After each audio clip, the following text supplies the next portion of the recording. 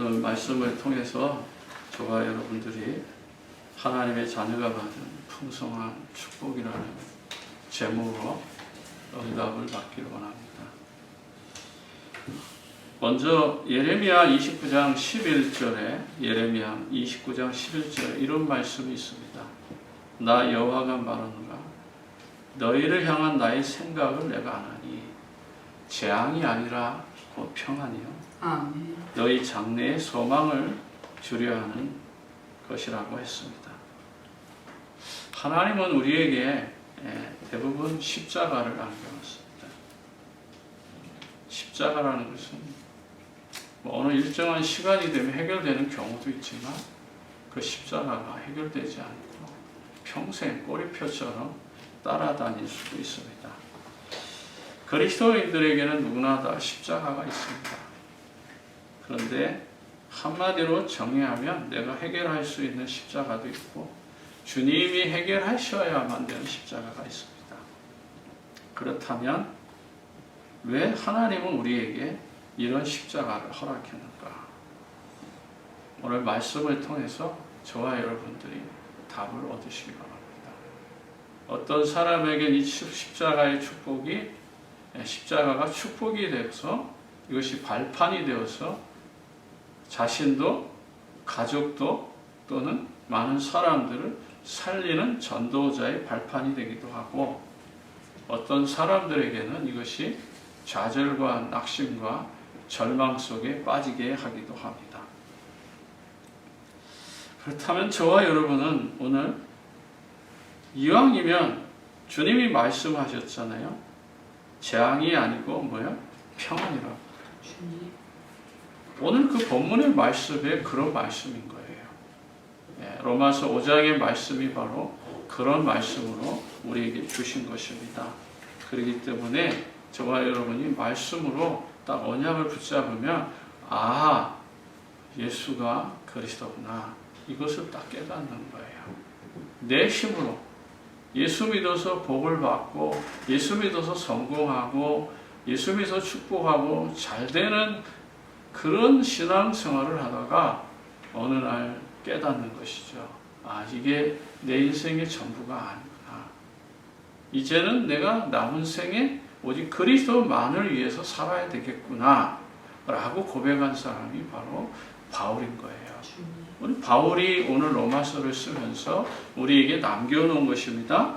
그렇다면 저와 여러분들이 오늘 주신 말씀을 가지고 내가 일생 동안 해결하지 못한 문제 때문에 우리가 고민하고 갈등할 것이 아니라 내가 지금 당면한 문제에 빠져가지고 그것이 해결되지 않아서 머리 싸매고 고통하고 여러 가지 많은 복잡한 번뇌에 휩쓸릴 것이 아니라 이 모든 것을 다 내려놓고 먼저 주님이 나에게 주신 이 고난의 시간을 즐길 줄 아는 그러한 믿음의 삶이 되기를 원하는 것입니다. 그렇다면 저와 여러분들이 그러한 삶을 살기 위해서는 먼저 해야 될 게 있습니다. 그게 첫 번째로 예수 그리스도 안에서 누리는 축복이 뭔지를 알아야 돼요. 그리스도 안에서 누리는 겁니다. 그리스도 밖에서 누려지는 기쁨, 행복도 있지만 우리는 그리스도 안에서 누리는 축복이에요. 그 1절에 보면 첫 번째 가는 축복이 뭐예요? 하나님과 양심의 화평입니다. 하나님과 그 양심의 화평인데 이것은 사람의 힘으로 되는 것이 아니에요. 그래서 5절 1절 볼게요.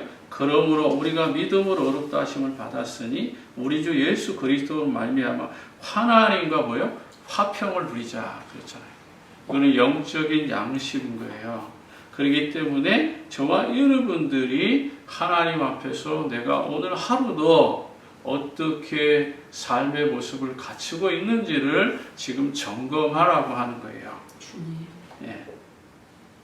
믿음으로 어렵다 하심을 받았다고 말로만 할 것이 아니라 여러분들의 삶 속에 그 믿음이 어떻게 보여지느냐라는 것을 말하는 거예요.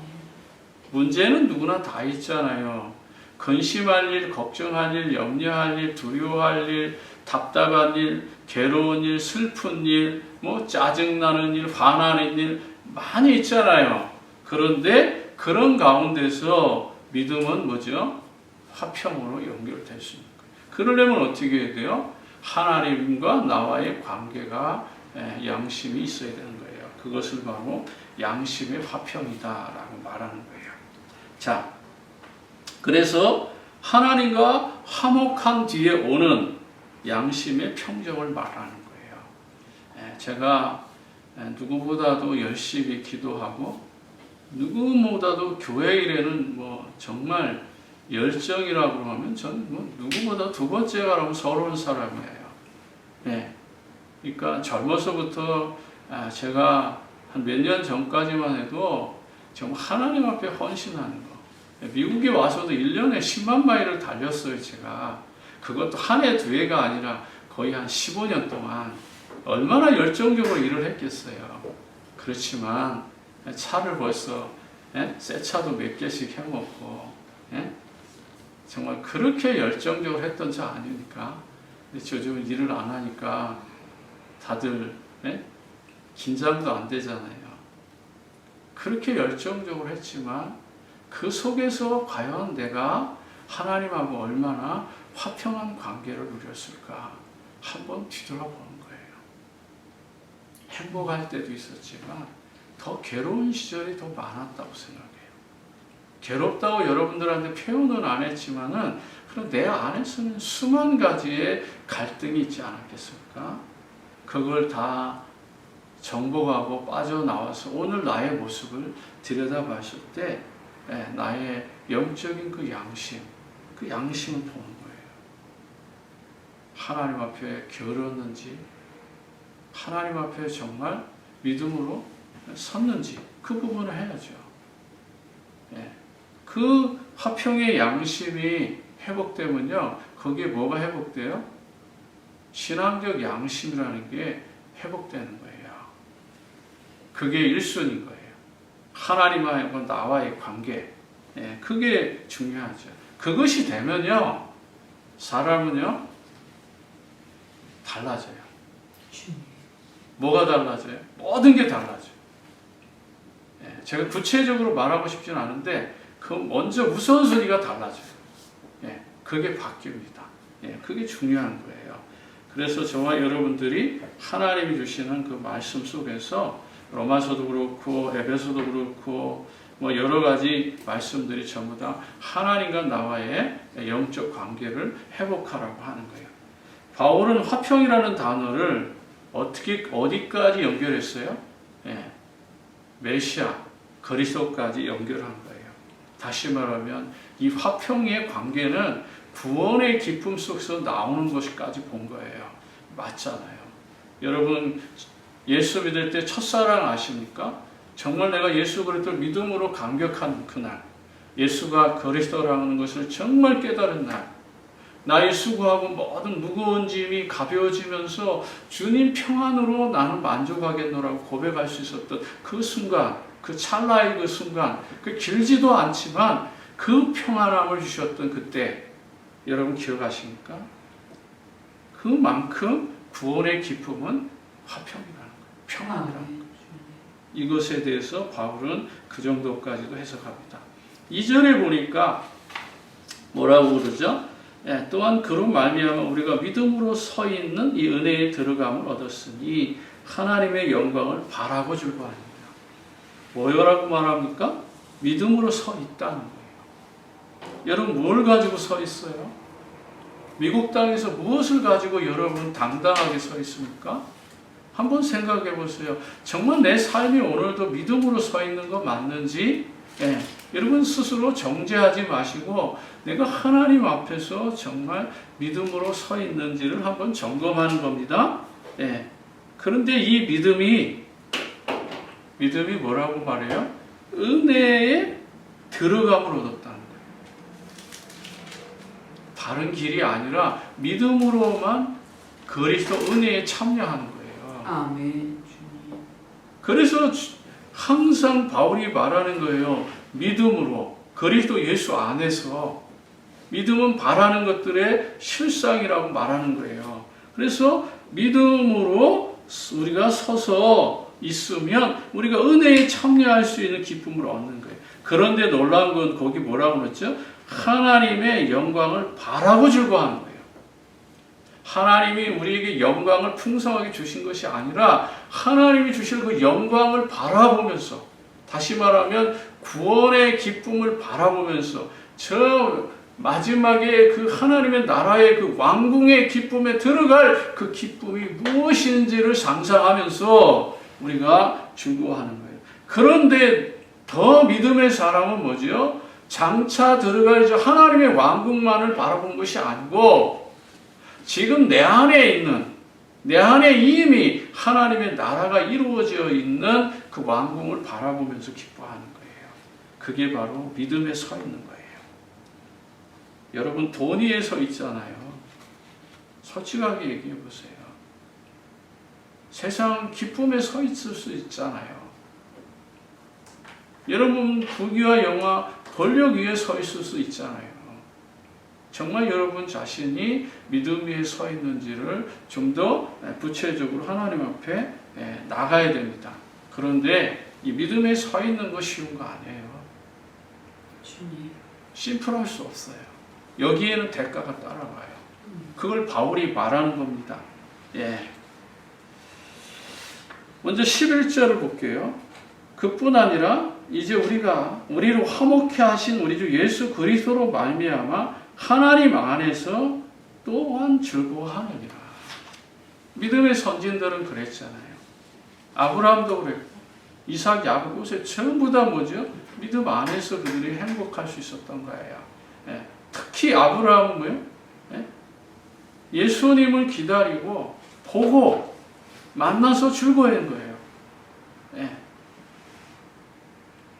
그러니까 바리새인 사람들, 유대인들이 화가 나는 거예요.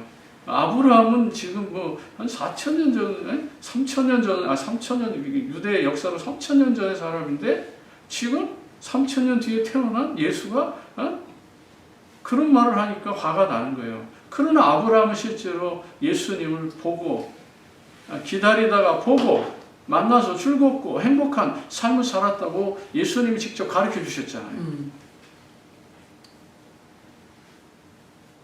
저와 여러분도 마찬가지예요. 믿음의 세계라는 건 그런 것입니다. 네, 그래서 저와 여러분이 그 삶을 누릴 수 있는 자격을 갖추는 것, 그게 바로 믿음입니다. 다시 말하면 하나님의 자녀죠. 우리가 믿음으로 하나님 자녀가 됐으니까 영접할 때 하나님의 자녀가 되고 그에 따른 권세가 주어졌으니까. 아멘. 예, 권세는 우리에게 주신 또 다른 하나의 달란트들이니까 정말 여러분들이 잘 생각해야 돼요. 예, 우리 예수 그리스도를 믿어서 하나님의 자녀가 됐는데 그 권세까지 주셨어요. 권세가 어떻게 나타나겠어요? 예수님의 권세가 우리를 통해서 어떻게 나타납니까? 저는 그것이 우리가 각자 받은 달란트대로 나타나는 거예요. 예, 사랑의 은사, 전도의 은사, 봉사의 은사, 여러분 헌신의 은사, 충성의 은사, 그 속에 하나님의 능력이 더해져서 여러분 삶의 권세가 드러나는 거예요. 어떤 사람은 지식의 은사로, 어떤 사람은 비즈니스의 은사로 각자 나타나는 건 다 달라요. 예, 그렇지만 그 예수 그리스도의 권세가 선지자적으로, 제사장적으로, 왕적으로 여러분들에게 나타나는 거예요. 그래서 우리는 왕 같은 제사장의 삶을 누릴 수 있고 선지자의 삶을 누릴 수 있고 제사장의 삶을 누리는 거예요. 우리가 예수님처럼 제사장, 선지자, 왕은 아니지만 그분이 우리에게 권세를 주셨잖아요. 그 권세를 우리가 어떻게 누리는 거예요? 그래서 베드로 사도가 말한 거예요. 너희는 왕 같은 제사장이요 거룩한 나라의 소유된 백성이라고 말하는 거예요. 저와 여러분에게 그리스도의 삼직이 주어졌으니까 그 삼직을 우리가 삶을 통해서 누리는 거예요. 그게 권세입니다. 그래서 저와 여러분은 그리스도의 삼직만을 가지고 늘 지식적으로 늘 귀로 듣는 그런 그리스도의 삼중직이 아니라 저와 여러분은 이제 그 그리스도가 나와 함께 하는 그 축복을 누리는 그 권세를 가지고 그리스도인이라고 하는 삼중직을 누려야 되는 거예요. 그래서 그 삶이 어디에서 나와요?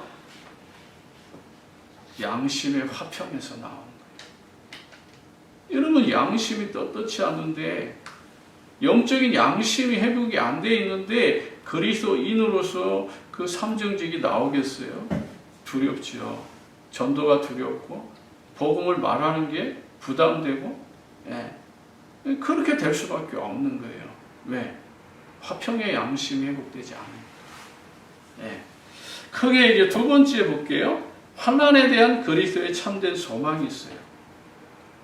빌립보서 1장 29절에 그리스도를 위하여 은혜와 믿음을 주신 이유가 있어요. 그리스도를 위해서 은혜를 주셨는데 여기에는 믿음의 고난이 따른다고 말합니다. 여러분 믿음의 고난이 뭐예요? 왜 우리가 믿음 생활하면 편안해야지 왜 고난을 주십니까? 하나님 그런 하나님이 있어요. 그렇죠? 이왕 신앙생활하는 거 고난 없이도 살 수 있는데 왜 하나님 우리에게 구체적으로 이런 고난을 허락하셨을까요? 그리스도를 위하여 너희에게 은혜를 주신 것은 그렇잖아요. 다만 그를 믿을 뿐 아니라 또한 그를 위하여 고난도 받게 하려 하심이라. 믿음 플러스 고난이에요. 그러니까 우리가 신앙생활을 늘 아무 문제 없이 한다? 아니에요. 그게 더 이상한 거예요. 우리에게 어떤 풍랑이 오고 문제가 있고 갈등이 있고 아픔이 있고 이건 당연한 거예요. 그러면서 뭐라고 그랬어요?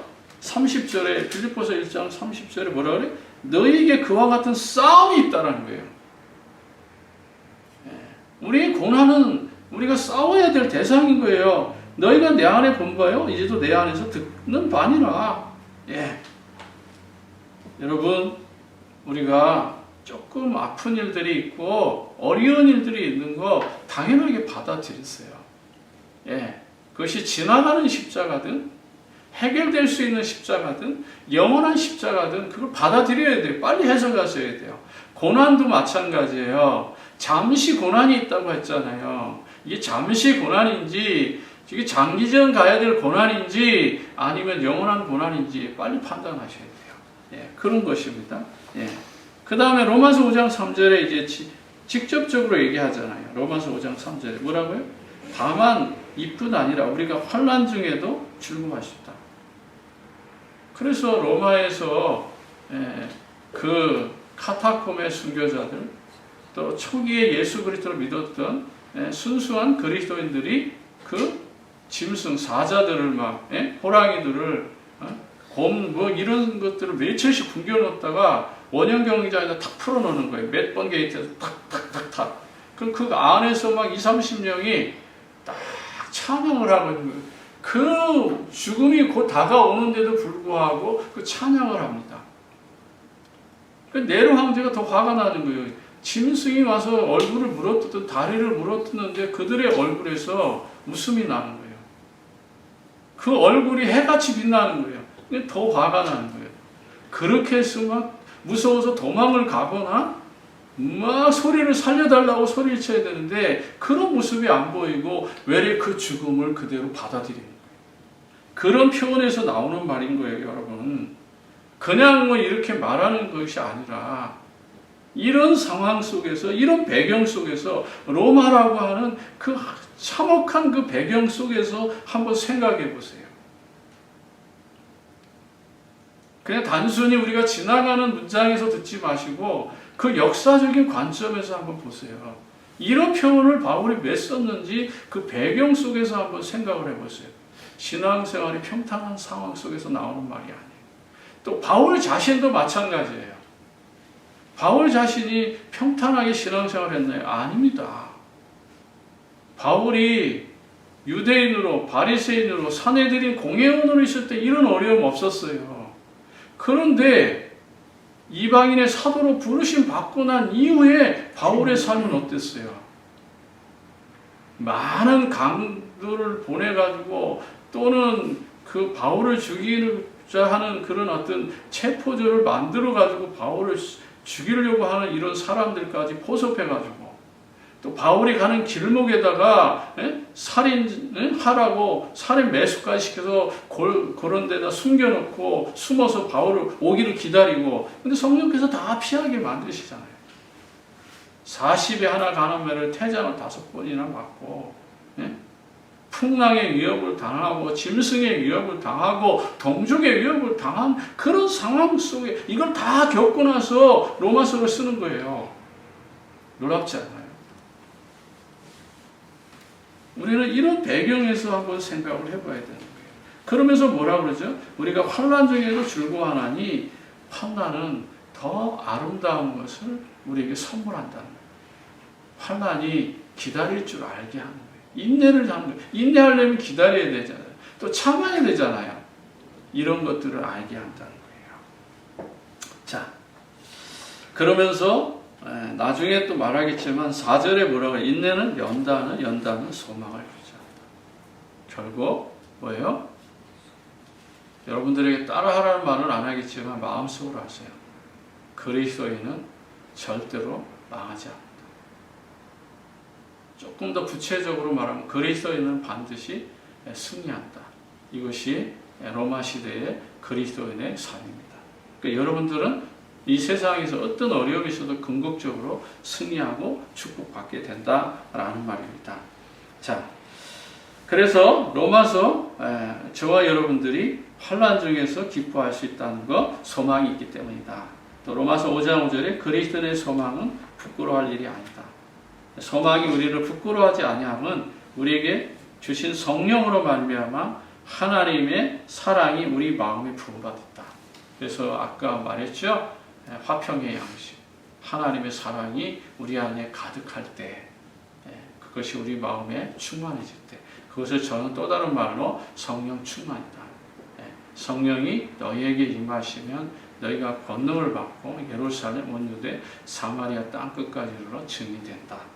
여러분이 증인으로 설 수 있는 축복의 통로가 바로 고난이라는 사실을 기억하시고 환난이라는 사실을 기억하시기를 바랍니다.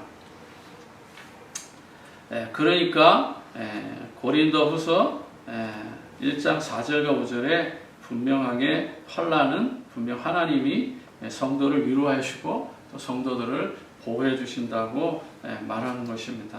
여러분들은 어떻게 생각했습니까? 지금까지 고난, 여러분들 너무 힘들어요. 하나님 왜 나에게 이런 고난을 주셔가지고 이상한 또 아내를 주시고 이상한 남편을 주시고 아들을 주셨다고 이렇게 하지 마세요. 하나님은 그런 모든 환경을 아시고 우리에게 딱 필요해서 주신 거예요. 그러니까 십자가라고 생각하지 말고 축복의 통로로 여러분들이 생각하시기 바랍니다. 고린도후서 1장 4절과 5절에 뭐라고 그랬죠? 우리의 모든 환난 중에서 우리를 위로하사 우리로 하여금 하나님께 받는 위로로서 모든 환난 중에 있는 자들 능히 위로하게 하시는도다. 그리스도 고난이 우리에게 넘친 것 같이 우리가 받은 위로도 그리스도로 말미암아 넘친다. 분명히 하나님이 약속하셨어요. 우리에게 화평과 위로를 넘치게 주신다고 약속한 것입니다. 고린도후서 2장 10절에는 뭐라고 말하죠? 너희가 무슨 일에든지 누구든 용서하면 나도 그리 내가 만일 용서한 일이 있으면 용서한 그것은 너희를 위하여 그리스도 앞에서 한 것이니 그럽니다. 우리가 마음에 이 분노가 있어요. 그 분노는 용서가 안 되니까 이런 고난들이 끊치지 않는 거예요. 그래서 여러분들이 고난을 해결하는 방법도 주님의 사랑을 회복하는 관계가 되시기를 주의 이름으로 축복합니다. 그러면서 바울이 진짜 고난을 당했죠. 하나님 앞에 자신에게 주어진 그 가시를 해결하기 위해서 어떻게 했어요? 3번이나 하나님을 기도했는데 내 은혜가 족하다고 했잖아요. 그러니까 가시가 있습니다. 절대로 하나님은 우리에게 다 모든 걸 깨끗이 해결하지 않아요. 누구에게나 이런 가시들을 남겨놓았습니다. 바울은 아무리 이걸 저한다 할지라도 뭐라고 그랬죠? 8절에 보면 12장 8절에 보면 이것은 내게 떠나가기 위해서 내가 3번 주께 간구하였었는데 그때 답이 뭐예요? 주님이 나에게 이르시기를 내 은혜가 내게 족하다. 이는 내 능력이 약한 데서 온전하여지느라. 그러므로 도리어 크게 기뻐하면 나의 여러 약한 것들에 대하여 자랑하리니 이는 그리스도의 능력이 내게 머물게 함이라. 여러분 고난이 있고 아픔이 있고 십자가가 있다면 주님의 능력이 내 안에 지금 머물러 있다는 사실을 깨달으시고 어떤 상황에도 흔들리지 않는 여러분 되시기를 소망합니다. 네, 세 번째로는 성도를 향한 하나님의 구원의 계획이 있기 때문에 그것 때문에 우리에게 이런 과정을 허락하신 것입니다. 하나님은 믿음으로 그리스도의 생명을 우리가 선물로 받은 것이잖아요. 그래서 우리가 연약해도 죄인되었을 때도 원수가 되었을 때도 하나님의 그 사랑은 떠나지 않았어요. 우리가 스스로 좌절하고 낙심하는 겁니다. 그래서 한번 점검해 볼게요. 6절 연약할 때가 나오잖아요. 그렇죠? 우리가 연약할 때에 기약대로 그리스도께서 경건하지 않은 자를 위하여 우리가 경건하지 못했잖아요. 하나님 앞에 창세기 3장을 가지고 태어났고 또 살아가면서 하나님 앞에 여러 가지 다양한 일도 사형에 해당하는 이런 죄들을 가지고 있었던 우리들을 알고 있어야 여러분들이 무슨 실수를 했든 무엇을 잘못했든 하나님 알고 계신단 말이에요. 그거 말하는 거예요. 죄인들이 그렇죠? 그 다음에 또 의인을 위하여 죽은 자가 쉽지 않고 선인을 위하여 용감히 죽은 자는 혹 있다. 이렇게 말합니다. 그 다음 8절에 뭐라고 그래요? 우리가 아직 죄인 되었을 때. 이 말이죠. 죄인 되었을 때가 있었잖아요. 그 다음에 10절에 뭐라고 해요? 우리가 원수 되었을 때. 이런 세 가지 과정이 우리에게 있었을 때라도 하나님은 우리를 버리지 않아요. 그것이 하나님 우리에게 주신 약속입니다. 그래서 저와 여러분들이 말씀을 붙잡아야 돼요. 8절에 뭐랬어요? 왜 이런 일들이 하나님이 사랑을 확실히 증명해 주시려고. 그래서 8절에 보면 우리가 아직 죄인되었을 때 그리스도께서 우리를 위해 죽으심으로 하나님께서 우리에 대한 자기의 사랑을 확증하셨다. 그래서 여러분 문제가 많다고 해서 십자가가 많다고 해서 지금 여러 가지 갈등이 있다고 해서 여러분들이 헷갈리지 마시고 하나님이 나에게 더 큰 사랑을 확실하게 증명해 주시려고 주신 거구나 라고 깨달으시면 됩니다.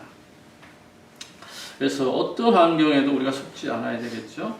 하나님의 사랑이란 그럼 구체적으로 뭘까요? 하나님의 사랑은 도대체 구체적으로 뭐라요? 하나님의 사랑은 구체적으로 뭡니까? 여러분이 느끼는 하나님의 사랑이 구체적으로 뭐예요? 한번 생각해 보세요. 또 새 생명이란 여러분에게 무엇을 의미합니까?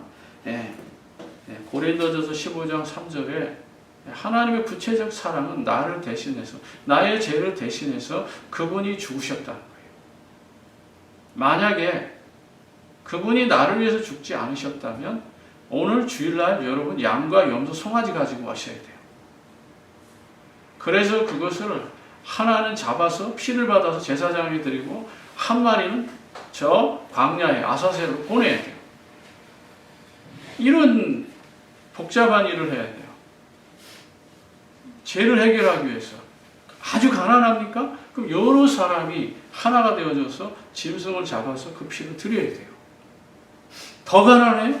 그럼 새라도 비둘기라도 잡아서 하나님께 드려야 되는 거예요. 비둘기 새 같은 것은 또 따로 드리지만 이걸 드리는 동시에 거기에 피제사가 같이 포함되어져야 돼요. 그러니까 누군가가 동료나 성도들이 같이 협력해서 선을 이루어줘야 되는 거예요. 극단적으로 또 안 돼요. 예기법이 그런 거예요. 근데 그런 거 하지 않도록 주님께서 우리에게 모든 걸 다 마무리하셨잖아요. 단번에 그것도. 히브리서에 나오는 거잖아요. 단번에 그의 죽으심으로 그의 희생으로 말미암아 우리가 다 화평을 이루고 평화를 이루게 되는 거예요. 그래서 더 이상 양과 염소와 송아지 피로 우리가 이제 더 이상 피 뿌릴 일이 없는 거예요. 그럼 완성하셨으니까 얼마나 감사합니까? 그러니까 나를 대신해서 그분이 죽으신 거예요.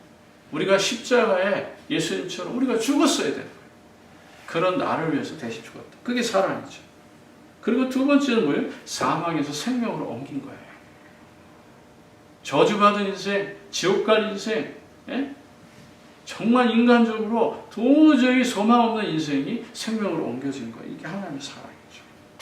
그리고 세 번째는 하나님의 사랑으로 우리가 다시 태어나는 거예요. 그래서 고린도후서 5장 17절에 뭐라고요? 우리가 새 사람이 되었다. 이전 것은 지나갔으니 보라 새 것이 되었다. 세 가지의 말씀으로 하나님의 사랑을 확증할 수 있어요. 다시 말합니다. 고린도전서 15장 3절에 하나님 우리를 대신해서 죽으셨다는 것. 두 번째, 요한복음 5장 24절에 사망에서 생명으로 옮겨졌다는 것. 세 번째는 뭐죠? 우리가 다시 태어났다. 새 생명으로 거듭났다라고 말하는 것. 세 번째 보면은 뭐라고 말하죠? 예수 그리스도로 의롭다함을 얻게 되었다라고 말하는 거예요. 9절에 보니까 뭐라고 말합니까? 5장 9절에. 그러면 이제 우리가 그의 피로 말미암아 의롭다 하심을 받았으니 더욱 그로 말미암아 진노하심에서 구원을 받았다.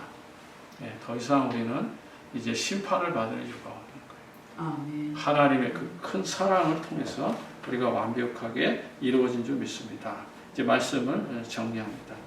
하나님이 주신 축복을 받은 사람은 매우 중요합니다. 여러분이 굉장히 중요한 사람이죠. 하나님의 축복을 받고도 언약을 놓치면 아담과 하와처럼 되는 거예요. 실수하는 거예요. 실패하는 거예요. 범죄하는 거예요.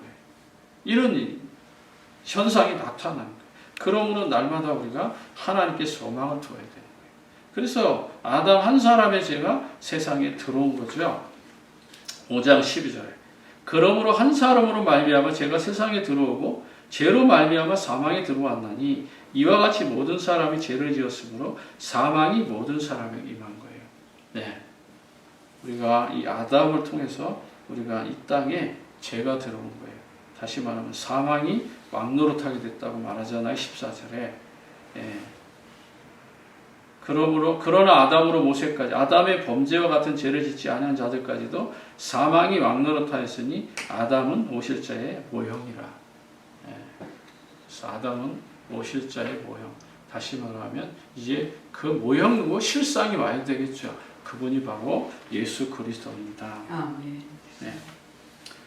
결론 두 번째, 그럼 한 분 예수 그리스도를 통해서 우리는 어떻게 됐습니까? 17절을 봅니다. 한 사람의 범죄로 말미암아 사망이 그 한 사람 통하여 왕노릇하였은즉 더 은혜와 선물을 넘치게 받은 자들은 한 분 예수 그리스도를 통해서 생명 안에서 왕노릇하는 거예요. 저와 여러분은 이제 더 이상 죄와 저주와 십자가 모든 고난 다 끝났어요. 지금 주시는 것은 여러분 믿음의 삶을 위해서 우리에게 잠깐 고난으로 주시는 거예요.